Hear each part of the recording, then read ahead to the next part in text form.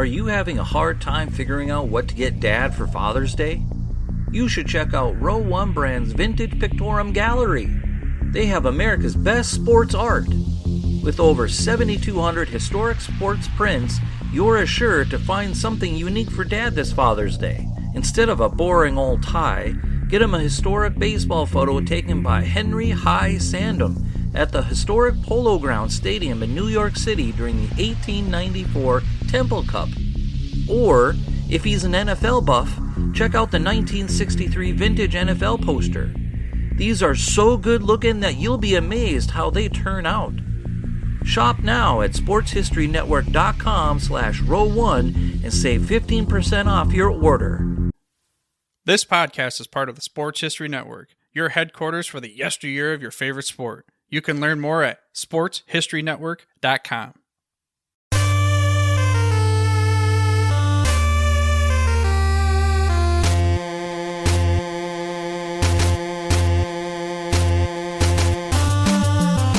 It's time for Lombardi Memories, a show that takes you back in time, into January or February, to the greatest one-day spectacle in all of sports. This is the Every Other Tuesday podcast that looks back at each and every one of the 50-plus Super Bowls and tells the story of who won and why. For the fan who needs more than a box score, this podcast goes drive by drive, play by play, through the most dramatic games in history. I'm your host, Tommy A. Phillips, and today we have Super Bowl IV, the fourth and final AFL-NFL World Championship Game between the AFL champion Kansas City Chiefs and the NFL champion Minnesota Vikings. This game was held on January 11, 1970 at Tulane Stadium in New Orleans. It was the final game before the AFL-NFL merger that came with the 1970 season. As always, we have a pop quiz and then homework at the end of the episode. The pop quiz question for today is, who was the play-by-play announcer of this Super Bowl for CBS, who never called another Super Bowl on television, but called a bunch more on radio? The answer will come at the end of the podcast. The AFL champion Kansas City Chiefs are unique because they were actually a second-place team in their own division, making them the first second-place team to make a Super Bowl. But don't call them a wild card. The difference between a wild card and what the AFL had here was that the first and second place teams in each of its two divisions automatically made the playoffs, whereas a wild card system would have sent the top two non-first place teams without regard to divisions. So here's how it worked. Oakland Raiders won the AFL West at 12-1-1. The New York Jets won the AFL East at 10-4. The Chiefs were the second place team in the AFL West, so they automatically made the playoffs at 11-3. The Houston Oilers were the second place team in the AFL East. Not sure why they're in the East if they're in Houston, but they're in the East, and they automatically got in despite only a 6-6-2 record. If this had been a wildcard format, the third place team in the AFL West, the San Diego Chargers, would have gotten into the playoffs over the Oilers, since the Chargers finished at 8-6, better than the 6-6-2 record of the Oilers. But instead, the Oilers got in because of the format. That means that the Chiefs are not the first wildcard team to reach the Super Bowl. They're not considered a wild card. The playoff format in the AFL was also convoluted because of cross-division games. Instead of playing a game between the teams in their own division, we played the team in the other division. So the first place East Jets played the second place West Chiefs. Likewise, the first place West Raiders played the second-place East Oilers. When the Chiefs beat the Jets 13-6 and the Raiders beat the Oilers 56-7, that set up an all-West AFL Championship game. The Chiefs then beat the Raiders 17-7 in the AFL Championship game to advance to the fourth AFL-NFL World Championship game, the Super Bowl. The Minnesota Vikings, meanwhile, were very much like the Baltimore Colts a year ago. They were absolutely dominant in the NFL, holding the best record in the league. The only games they lost were their first game to the Giants by a mere 1 point, and the last game this season to Atlanta, which was meaningless because they had already clinched the best record in the league at 12-2. The Vikings then defeated the Rams 23-20 in the Western Conference Championship game, and then they defeated the Browns 27-7 in the NFL Championship game to reach the Super Bowl. Since the Vikings were a first-place team and the Chiefs were a second-place team, it was only natural that the Vikings were installed as favorites for this Super Bowl.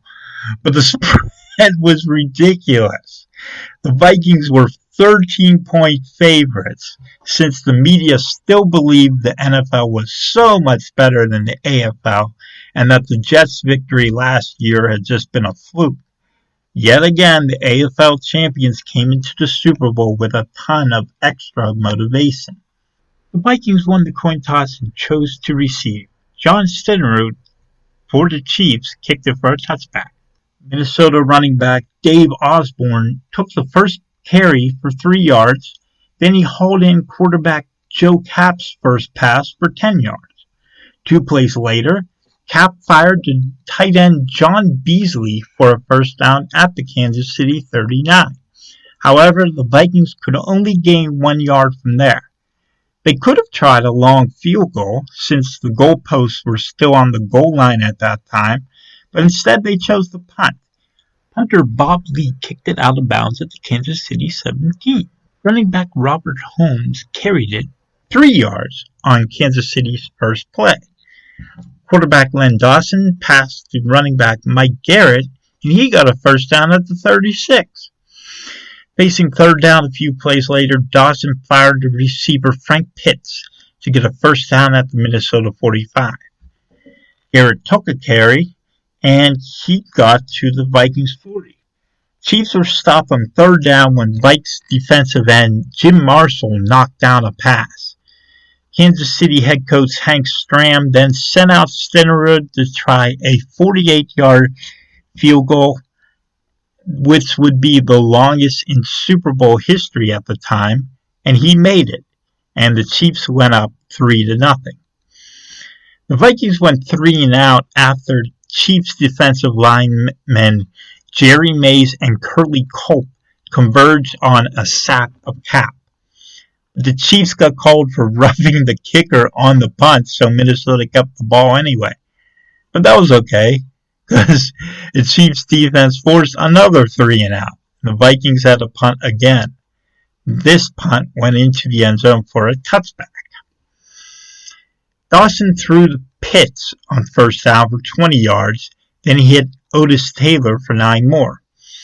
Garrett took the ball across the midfield stripe for a first down, and then he got to the 43 yards on it, he got to the 43 on his next carry.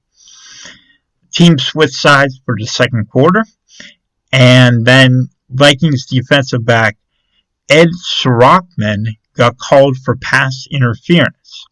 So that was a first down for the Chiefs. They got all the way down to the 24, and that was as far as they went. So they settled for a 32-yard Stenerud field goal and went up 6-0.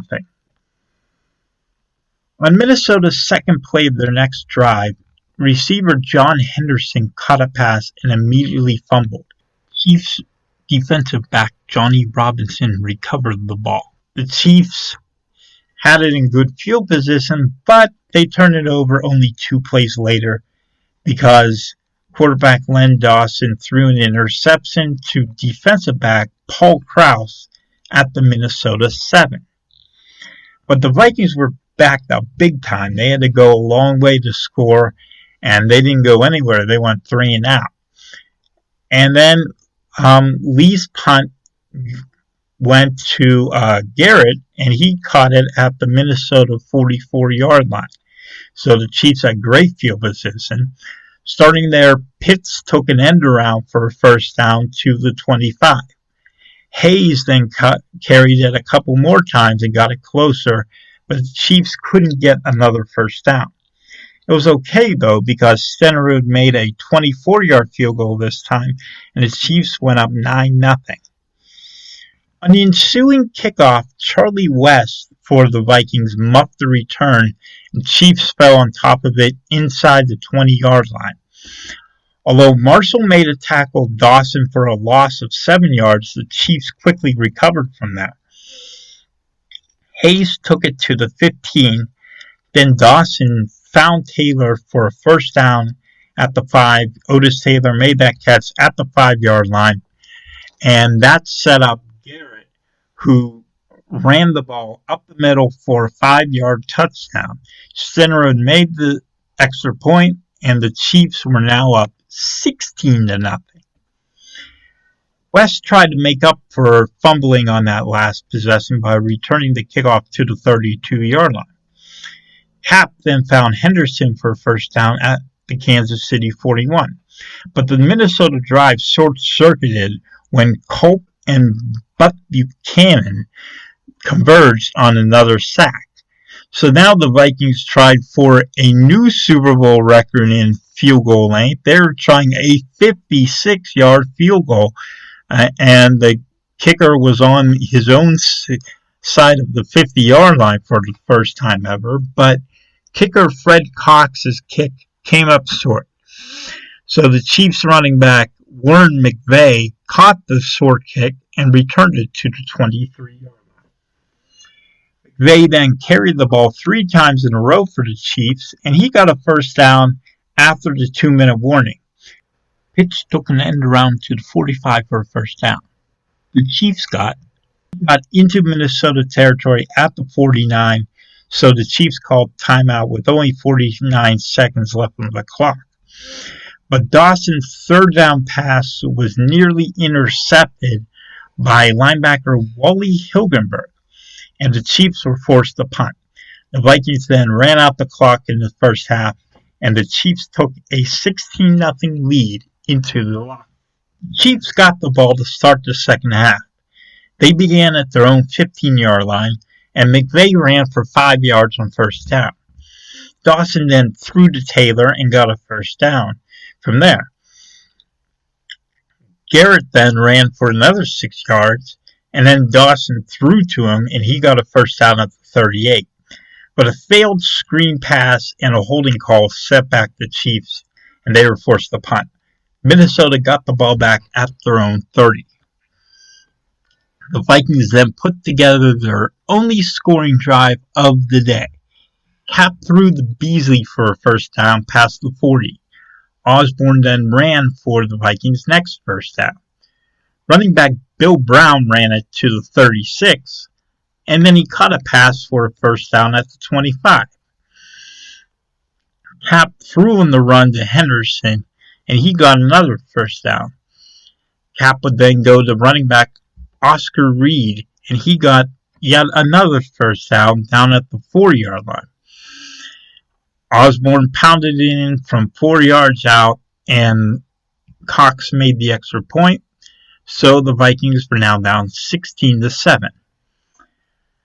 But if there was any doubt whether the Chiefs would hold on to this lead, it was erased on the next drive. All doubt was erased as Garrett started this drive with a 4-yard run, and then Hayes ran it for a first down. So now the Chiefs were facing 3rd and long a couple plays later, but Pitts took an end around off right end and got a first down at the 39-yard line, his own 39. Hilgenberg then got called for a personal foul on a late hit, and the Chiefs got another first down.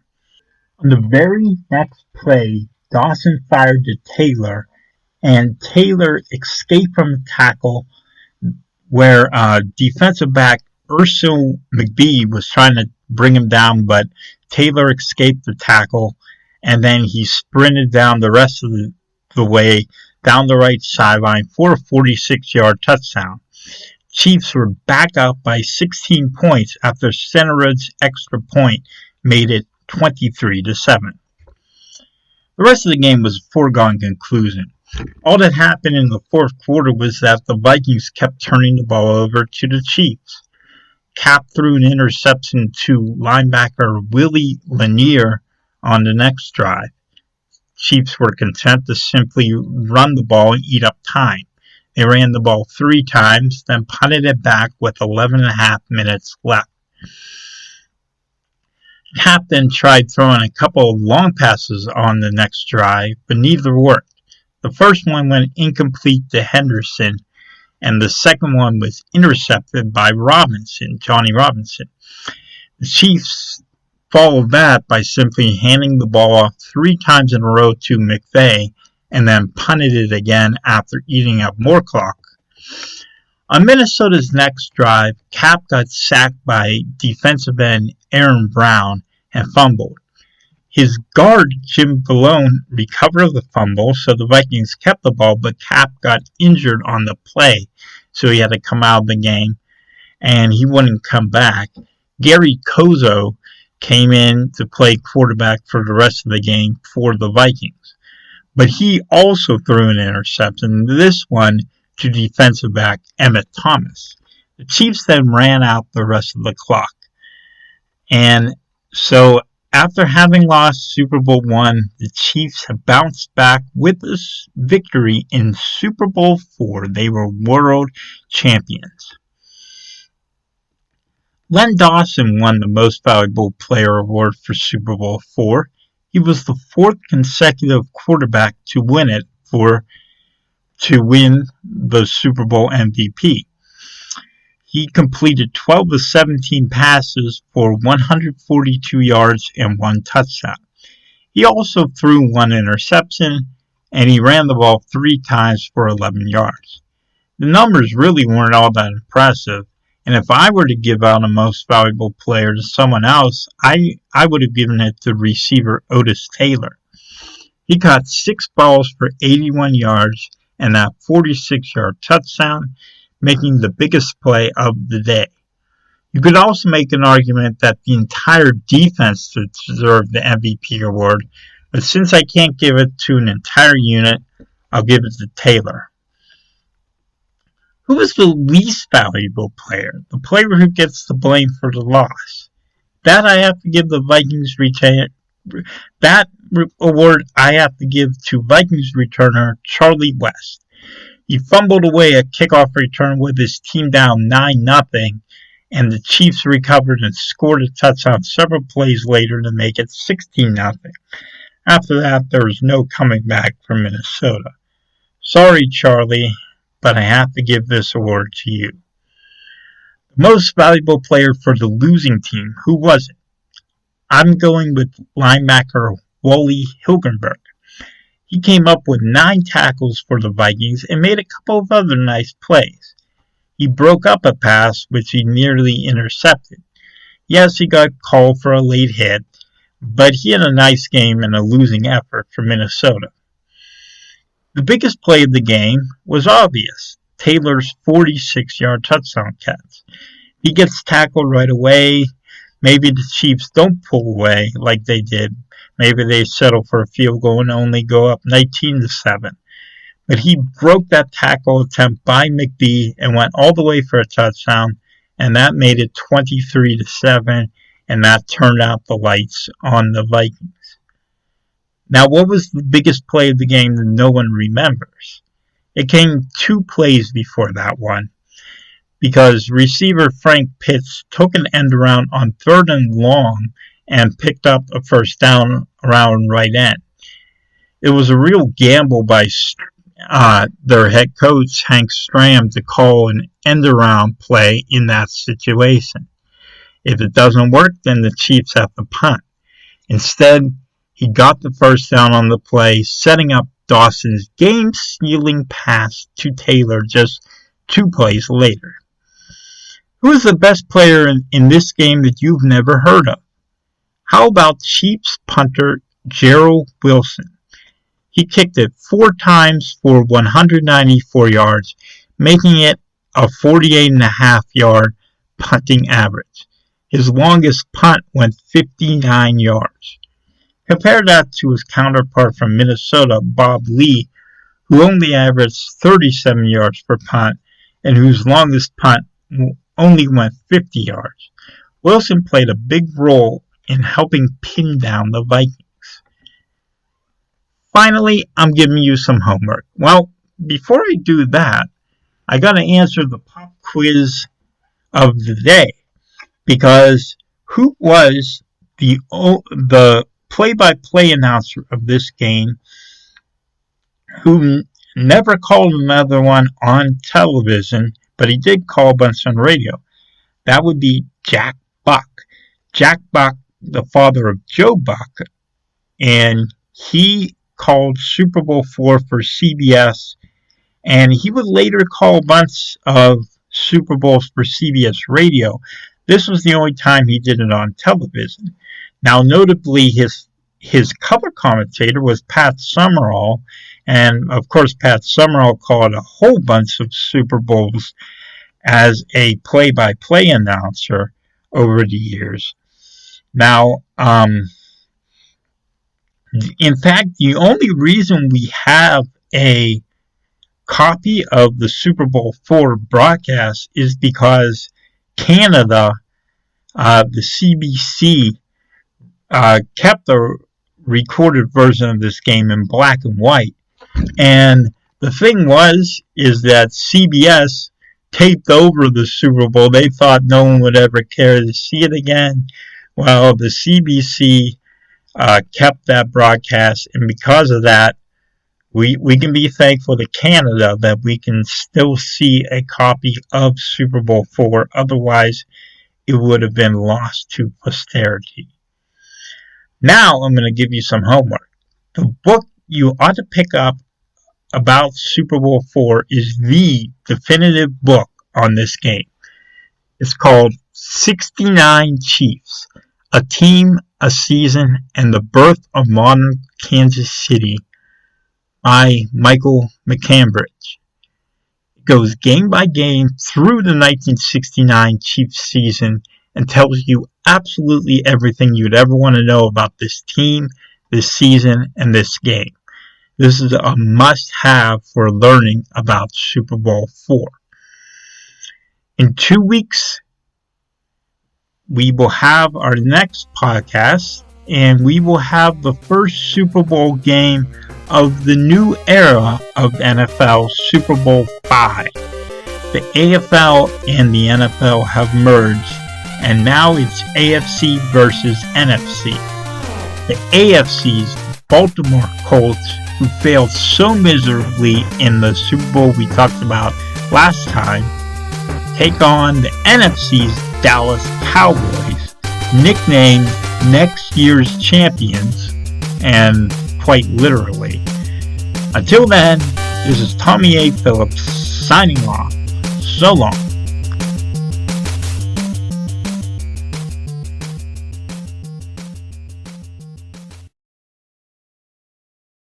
We here at the Sports History Network proudly partner with 26 podcasts, all revolving around the history of sports. But did you know that many of our hosts were sports history authors way before they started their shows? It's true.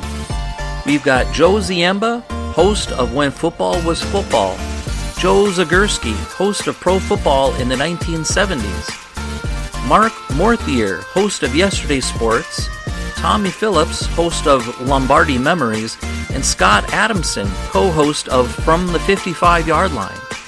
All these authors have many books for you to choose from.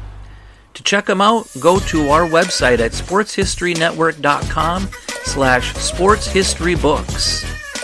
Pick up your copy today. Soundtrack provided by Kevin MacLeod of filmmusic.io.